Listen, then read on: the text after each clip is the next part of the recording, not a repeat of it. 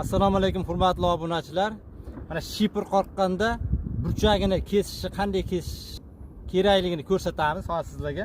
Mana birinchi shipr turibdi.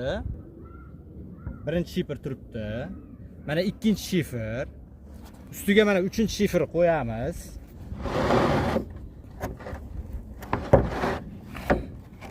Uchinchi shifr qo'ydik.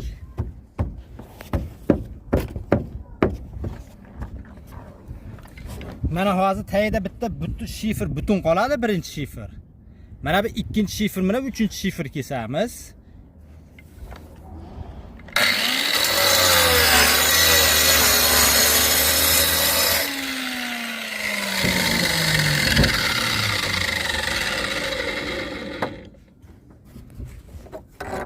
Mana tayidagi shifr butun turibdi, seli turibdi.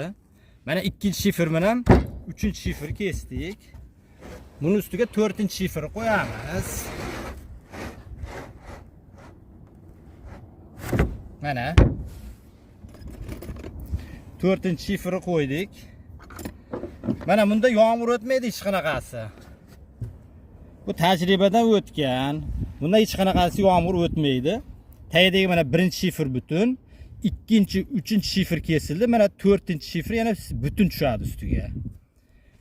Mana bunga mixlaymiz.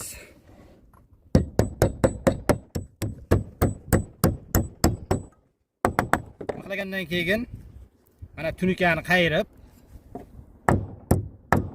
miqqa bekitib qo'yamiz.